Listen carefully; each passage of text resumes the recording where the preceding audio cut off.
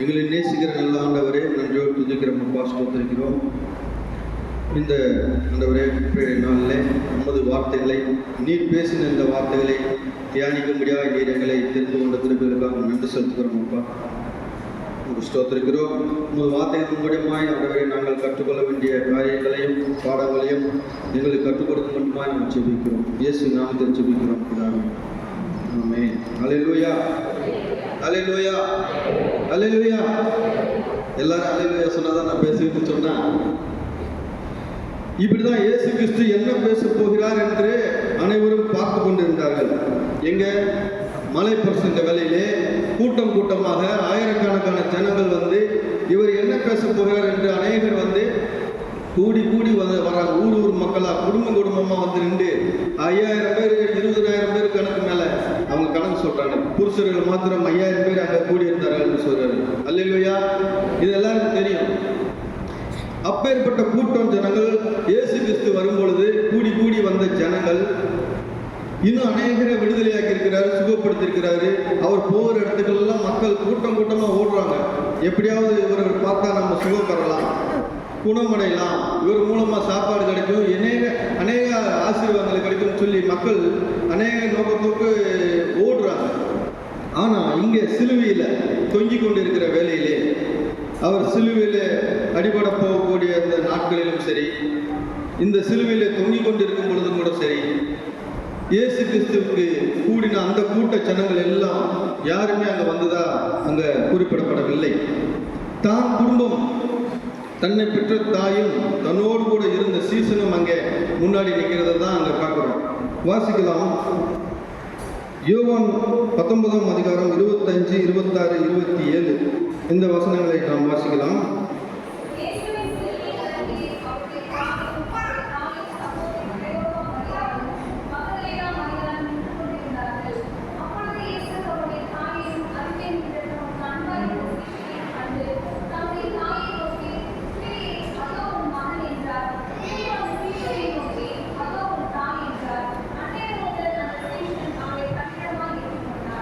ஆமென்.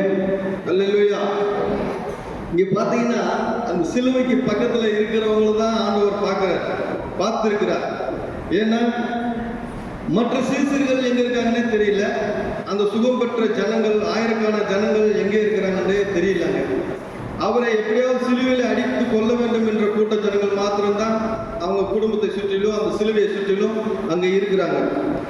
இந்த 3வது வசனத்திலே நாம் 3 காரியங்களை பார்க்கலாம். ஒன்று, நம்பினோரை கடைசி வரை கைவிடாதவர் நம் இயேசு. சீசன் யோவானை பார்த்து தன் தாயை அவனிடத்தில் ஒப்படைப்பதை நாம் பார்க்கிறோம். அல்லேலூயா. ஆமென். ஏன்னா கடவுள் தமிழோடு கூட இருக்கிறவங்க, தன் அருகிலே இருக்கிறவங்க, அவங்களுக்கு தான் அவர் சில பொறுப்புகளை கொடுக்கிறார். அந்த பொறுப்புகளை அந்த சீசன் சரியாக செய்து முடிக்கிறார். அதே போலதான் இன்னைக்கு நாமளும் சில பொறுப்புகள் கடவுள் நம்மளுக்கு கொடுக்கணும்னு சொன்னோம்னா அவரை நெருங்கி அவருடைய வேதத்திலே, அவருடைய வார்த்தையிலே, அவருடைய ஆராதனையிலே அதிகமாக நம்மளை ஈடுபடுத்திக் கொண்டோம்னு சொன்னா நம்மளுக்கு பொறுப்புகளை கொடுத்தார். அந்த பொறுப்புகளை சரியா செஞ்சோம்னு சொன்னா இன்னும் வெளிப்படுத்தின விசேஷத்தை யோவானுக்கு எப்படி கொடுத்தாரோ அதே போல கடவுள் நம்மளுக்கு பெரிய பெரிய ஆசீர்வாதங்களை கொடுக்க அவர் வல்லமை உள்ளவர். ஆமென். அல்லேலூயா. அல்லேலூயா சொல்லுங்க. அல்லேலூயா சொன்னீங்கன்னா அடுத்த பாயிண்ட் போயிடுவேன். இல்லைன்னா 1/2 மணி நேரம் கூட போனாலும் என்ன கேட்கக்கூடாது. அடுத்து, நம்பினோரை கடைசி வரை கைவிடாத ஆண்டவர் நம் இயேசு. ஆனா மனிதர்கள் நம்பி நம்ம போனோம்னா நம்மளுக்கு நல்லாவே தெரியும். யாரை நம்பினாலும் ஒரு பிரயோஜனம், ₹1 பிரயோஜனமே இருக்காது. எப்போ காலம் வாரி விடுவான்னு தெரியாது, எப்போ கீழே போட்டு அமைப்பிட்டு போயிட்டே இருப்பான், தெரியாத மாதிரியே போயிட்டு இருப்பான்.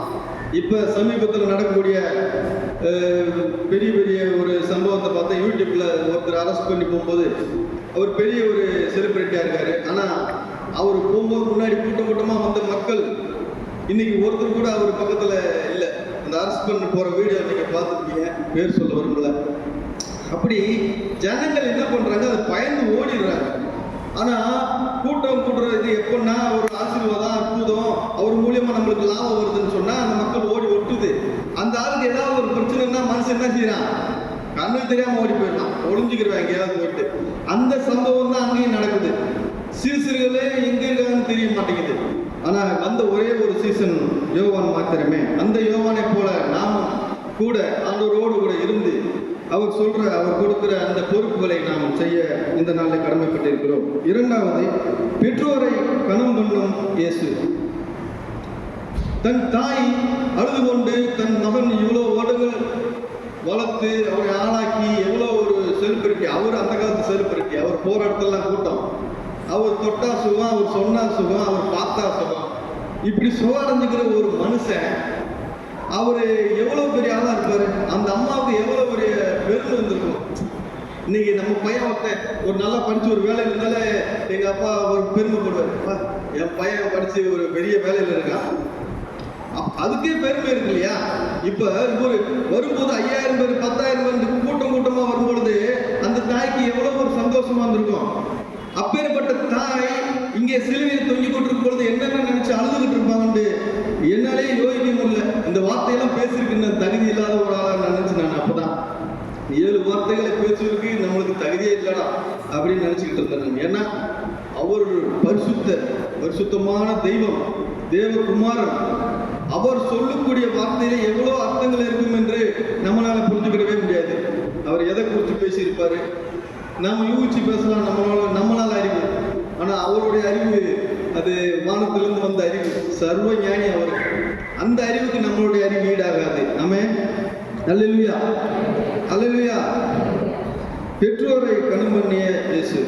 இப்போ நம்முடைய காலகட்டங்களில் பெற்றோர்களை பிள்ளைகள் கனம் பண்ணுகிறார்களா அல்லது நாம் கனம் பண்ணுகிறோமா என்று நம்மளை நாமே ஆராய வேண்டும். பெற்றோர்கள் சில, இப்ப நான் ஒரு சம்பவத்தை பார்த்தேன். எங்க ஊர்ல ஒரு அம்மா வயசாயிடுச்சு, அவங்க கல்யாணம் முடிச்சு ஒரு பட்டணத்துக்கு போறாங்க, பட்டணத்துல வாழ்க்கையில வாழ்றாங்க, நல்ல வாழ்க்கையை வாழ்றாங்க. ஆனா சம்பாதிக்க ஆரம்பிக்கிறாங்க, பணம் சம்பாதிச்சு. ஆனா 2 குடும்பம் என்ன, அந்த 2 பேர் என்ன பண்றாங்கன்னா, எந்த ஒரு சொந்த பந்தமோ, இப்ப ஒய்ஃபுடைய சொந்த பந்தமோ இல்ல ஹஸ்பண்டுடைய சொந்த பந்தமோ யாருமே என்ன செய்யக்கூடாது, வீட்டுக்கு சேர்க்கக்கூடாது. யார் வந்தாலும் உடனே அனுப்பிச்சிடுவாங்க, ஒரு டீ மட்டும் தான் கொடுத்து அனுப்பிச்சுடுவாங்க. ஏன்னா நான் அனுப்பிச்சிருக்கேன், நான் போயிருக்கேன். அப்பேற்பட்ட குடும்பம் அது நல்ல வாழ்க்கை வாழ்ந்துச்சு, நல்ல ஆசீர்வாதம், சொத்து பணம் நல்லா கூடி வந்துச்சு. 2 பொம்பளை பிள்ளைங்க, 2 பொம்பளை பிள்ளைங்க அவங்களுக்கு. அதுங்களும் படிச்சு நல்லா வளர்த்தாங்க. ஒரு நேரம் கட்டி கொடுக்குறாங்க. கட்டி கொடுத்து அனுப்பின பிறகு இப்போ இவங்க 2 பேர் மட்டும் தனியா இருக்காங்க. தனியாக ஒரு கடை வச்சு போயிட்டு இருக்கு. இப்போ என்ன பண்ணுது, அம்மா கிட்ட ஒரு பொண்ணு நைஸா பேசி ஏமாத்தி, அம்மா எனக்கு கொஞ்சம் பிஸ்னஸ் பண்ணுங்க, கொஞ்சம் நகை கொடுங்க, காசு கொடுங்கன்னு வாங்கிட்டு போகுது. உடனே இந்த தகவல் இன்னொரு பொண்ணு போனோமே, அந்த பொண்ணு இன்னொரு நாள் வருது, எனக்கு கொடுங்க, அவன் கொடுத்தீங்களா எனக்கு கொடுங்க, என் மகன் கொடுங்கன்னு சொல்லி 2 பேர் பிடிச்சி போச்சு. இது கணவனுக்கு தெரிய பூசங்க பிள்ளைங்களை பத்தி தெரிஞ்சிருக்கு. இந்த பிள்ளைங்க என்னது சொன்னபடி கேட்காத பிள்ளைங்க, நம்மளை நாளைக்கு நடுத்தரில் விட்டுரும் அப்படின்னு சொல்லி அவங்க நல்லா தெரிஞ்சு வச்சிருக்காங்க. இந்த சம்பவத்தை பார்த்து சொல்லி பார்த்துருக்காரு. திரும்ப பணமும் அந்த அம்மா கொடுத்துருக்கு. வயசாயிடுச்சு, 60 வயசு 70 வயசு வந்துருக்கும் போல. அவரு பார்த்துட்டு இதுக்கு மேல இப்போ சொன்னா கேட்க மாட்டா, நீ உன் குழப்ப நீயே பார்த்துக்க, உன் பிள்ளைகளாச்சு நீயாச்சுன்னு சொல்லி அவர் எலி மருந்து இதையே வாங்கி குடிச்சிட்டு போய் படுத்துட்டாரு. அப்புறம் கடைசியில பார்த்தா அவர் தூக்கி போய் காப்பாற்ற முடியல, இறந்து விட்டார். பின்பு அந்த மனைவியை அம்மா மாத்திரம் இருக்கிறாங்க. இப்ப சம்பவம் நடக்குது. 2 பிள்ளைங்களும் 2 மருமகனும் அவங்க 2 பேரை பஞ்சாயத்து கொண்டு போய் உட்கார வைக்கிறாங்க. இருக்கிற பணம், நகை, வீடு எல்லாம் பிரிச்சு கொடுங்க. இப்பயே அந்த அம்மா சொல்லுது, நான் செத்ததுக்கு அப்புறம் பிரிச்சுங்கப்பா, வீடமாவது விடுங்க, நகை பணம் காசு கூட வாங்கிட்டு போயிருங்க அப்படின்னு சொன்னா, அந்த பஞ்சாயத்துக்கு வந்தவனாக்க காசு கிடைக்குன்னு சொல்லி அவையம்மா, நீ என்னம்மா பண்ண போற போல பெரிய வீட்டுல, உனக்கு வாடகை வீட்டு எடுத்து கொடுத்துருமா அப்படின்னு சொல்லி அந்த தாயாரை பேசி மடக்கி விட்டார்கள். அவங்களும் தன் பிள்ளைங்களுக்காக எல்லாத்தையும் சரி நீ என்ன பண்றது, நம்ம வயசாயிடுச்சுன்னு சொல்லி சரின்னு சொல்லிட்டாங்க. கடைசியில் என்ன நடந்துச்சு, பஞ்சாயத்துக்காரர்கள் வீட்டுக்கு போய் விட்டார்கள், பிள்ளைகள் சொத்துக்களை வாங்கி விட்டார்கள். அந்த அம்மா நடுத்தரில் நின்றது, வேற எங்கேயுமே போறது வழி இல்லை. வாடகை வீடு கூட பிடிச்சு தரல. அவங்க ஒரு 1 லட்சம் கொடுத்துட்டு இதுல நீ போய் வாடகை எங்கேயும் போயிரு. அந்த அம்மா சுகர் பேஷண்ட், 70 80 25 வயசுக்கு மேல 80 வயசு நேரம், அது எங்க போய் வீடு வாடகை பிடிச்சி அது வயசுக்கு தனியா சாப்பாடு வச்சு சாப்பாடே வைக்க முடியாத ஒரு நிலைமை. சரி என்று அப்புறம் தான் பிறந்த ஊர், தான் பிறந்த கிராமத்திற்கு இத்தனை ஆண்டுகளாக போகாது, 50 வருஷத்துக்கு மேல இருந்திருக்கு அந்த அம்மா போய் ஊருக்கு. அது யாரு அண்ணன் தம்பின்னு போகாம வந்துட்டு இப்போ தேவைப்படுகிறது அண்ணன் தம்பி. ஆனாலும் அந்த அண்ணன் தம்பி விடுமா, பாசம் கொடுமா? அதனால விடல. பெற்ற பிள்ளைங்களுக்கு பாசம் இல்லை, இங்க பெற்றோர்களை கனம் பண்ணல, பணங்களை பிடிங்கி கொண்டார்கள். தான் பிறந்த வீட்டுக்கு போய் அண்ணன் தம்பிகளை பார்த்து, இந்த மாதிரி என்னைய பிள்ளைய ஏமாத்திச்சுடா தம்பி, நான் கொஞ்ச நாளைக்கு இருந்துக்கிறேன் அப்படின்னு சொல்லி போய் அங்கே 2 நாட்களிலே அந்த அம்மா மறித்து விடுது. திரும்ப என்ன நினைச்சிட்டோ என்னன்னு தெரியல. அப்புறம் அவங்க எல்லாம் சொல்லி அந்த பொண்ணு பிள்ளைங்களுக்கு சொல்லி விட்டதுக்கு அப்புறம் அந்த பிள்ளைங்க வந்து நீங்களே தூக்கி பார்த்துங்க, இந்தாங்க காசுன்னு சொல்லி போயிடுச்சுங்க. ஆனா அந்த பிள்ளைங்களுடைய வாழ்க்கை இப்பொழுது நல்லாக தான் இருக்கிறது. என்னென்ன காசு கொடுத்துருக்காங்க, நகை இருக்கு, தங்க நகை இருக்கு, எல்லாமே இருக்குன்னு சொல்லி அவங்க வாழ்க்கை எப்படி ஆகுப்பது என்பது அவருடைய தாய் தகப்பன் வந்து அவரோட வயதான காலத்தில் அனுபவிப்பார் என்று நான் விசுவாசிக்கிறேன். அல்லேலூயா. ஏன்னா மற்றவர்களை ஏமாற்றி பொழைக்க முடியுமா? பெற்றோர்களை ஏமாற்றி பொழைக்க முடியுமா? சில பெற்றோர்கள் பிள்ளைகளுக்கு துரோகம் பண்ணுகிறார்கள். ஆனால் அதை நம்ம மன்னிச்சுதான் ஆகும். இதாவே இவர்களை மன்னியும் என்ற மாதிரி பெற்றோர்களை மன்னிக்கணும். ஆனால் பிள்ளைங்க தாய் தகப்பனுக்கு கடமை. அவங்க வயசான காலத்தில் எங்க போவாங்க? பிள்ளைங்க தானே பார்க்கணும். இருக்க சொத்து காசு பணம் எல்லாம் வாங்கிக்கிட்டு தனியா போன்னு சொன்னா அவங்க எங்க போறது? கட்சி காலத்துல பெற்றோர்களை கனம் பெற வேண்டும். இயேசு சிலுவையிலே தன் தாயை தன் சீசனாகிய யோவான் இடத்துல பொறுப்பை ஒப்படைத்து, இனி பார்த்துக்க தம்பி, நான் இது மேல என்ன செய்யறேன், எவ்வளவு நாள் நான் பார்த்துட்டேன், இதுக்கு மேல நீ பார்த்துக்க எங்க அம்மாவை அப்படின்னு சொல்லி கொடுத்துருமே. அந்த சீசன் அந்நேரம் முதல் தன் தாயை தன் தாயாக ஏற்றுக்கொண்டு அவன் பாதுகாக்கிறான். ஆமென். அல்லேலூயா. Last point. அல்லேலூயா. 3வது, அவரை நோக்கி பார்த்தவர்கள் ரட்சிப்படைந்தார்கள். 3வது பாயிண்ட் வந்து அவரை நோக்கி பார்த்தவர்கள் ரட்சிப்படைந்தார்கள். சிலுவையிலே அவர் தொங்கிக் கொண்டு பொழுது அவர் அநேகருக்கு அற்புதங்கள் செய்து இதுவரை செய்த தேவன். நாம் பார்க்கிறோம் அங்கே அந்த ஸ்திரீ சகை காட்டத்தின் மத்தியில இருந்து அவர் எப்படிப்பட்டவரோ, யாரு எங்க வர்றாரு, அவரை பார்ப்போம்னு சொல்லி தேடி போய் அவரை ஏறி பார்க்கிறான். தேடி பார்த்ததுனால அவன் என்ன செய்யறான்? ரட்சிப்பை பெற்றுக் கொள்ளுகின்றான். அதே போலதான் நாமும் இந்த நாளில் ஆண்டவரை தேடி பார்க்கும் பொழுது, அவருடைய முகத்தை பார்க்கும் பொழுது, அவருடைய அருகில் நின்று பார்க்கும் பொழுது, அவருடைய சிலுவையிலே பார்க்கும் பொழுது, இப்பொழுது இயேசு கிறிஸ்து சிலுவையிலே தூங்கிக் கொண்டிருந்த இந்த வார்த்தை சொல்லும் போது கூட நாம் ஒரு மனமாய் இவ்வளவு நாளா நம்ம நினைச்சிட்டு இருப்போம், ஆண்டவரே இந்த 40 நாள்ல எனக்கு ஒரு சில இது நடக்கணும், யாராவது பாஸ்டிங் போட்டு எனக்கு குழந்தைங்க வேணும், எனக்கு கடன் கஷ்டம் எல்லாம் தீரணும், நான் இன்னும் பிசினஸ்ல பெரிய ஆளா வரணும், என் பிள்ளைங்க நல்லா இருக்கணும், என் குடும்பம் ஆசீர்வதிக்கப்படணும் அப்படின்னு சொல்லி ஏதாவது ஒரு தேவை ஏதாவது இருக்கும். யாருக்குமே தேவையில்லாத மனுஷன் யாருமே இருக்க மாட்டாங்க. கடவுள்கிட்ட கேட்காத மனுஷன் யாராவது இருக்கலாம்.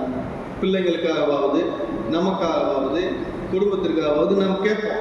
இந்த லெந்து டேஸ்ல இந்த 40 நாள்ல ஆண்டவர் அப்படி உபவாசத்துக்கு வந்து அவர் என்ன எல்லாவற்றையும் வெற்றி சிறந்து ஜெயித்தாரோ, அதே போல இந்த நாளிலும் ஆண்டவர் நமக்காக யாவையும் செய்கிற தேவன். அவரிடத்துல கேட்கும் பொழுது அவர் நமக்கு செய்வார்னு விசுவாசிப்போம். கர்த்தர் இந்த 3 காரியங்களை ஆசீர்வாதத்துக்காக நன்றி செலுத்துகிறோம். அதாவது ஃபர்ஸ்ட் பாயிண்ட், நம்பினோரை கடைசி வரை கைவிடாதவர். சீசர்களை எந்த ஒரு சீசனையுமே அவர் கைவிடல. கடைசியில் அவர் எல்லாருமே பெரிய ஆளாக்கினாரு. 2வது, பெற்றோரை கனம் பண்ணினார். நாமும் இந்த நாளில் பெற்றோரை கனம் பண்ண வேண்டும் என்று ஆண்டவர் விரும்புகிறார். ஏன்னா அவர் எல்லாத்தையுமே செஞ்சு முடிச்சிட்டார். யாரையும் கைவிடல, பெற்றோரை கைவிடல, யாரையும் சும்மா விடல, வீணா விடவில்லை. அவரை ஏற்றுக்கொண்ட நாமும் அதன்படியே வாழ வேண்டும் என்றுதான் இந்த 7 வார்த்தை நாமும் வருஷம் தியானிக்கிறோம். சொன்ன போல வருஷம் தியானிக்கிறோம். நான் கூட யோசிச்சேன், என்னடா வருஷம் நம்ம பேசுறோம், ஒரு புதுசா பேசுறோம். நம்ம வாழ்க்கையில என்ன நடக்குது? போன வருஷம் பேசுறது இப்ப ஞாபகம் இருக்க மாட்டேங்குது சில பேருக்கு. அதுக்கு முதல் வருஷம் பேசுனா அது சுத்தமா மறந்துடும். ஆக அந்தந்த வருடங்கள் நாம் கேட்கிறதாவது நம்மளுடைய காதலை வைத்துக் கொண்டு நம்முடைய வாழ்க்கையில அதை செய்ய நாம் பிரயாசப்பட வேண்டும். ஆமென். அல்லேலூயா. கர்த்தர் உங்களை ஆசீர்வதிப்பார்.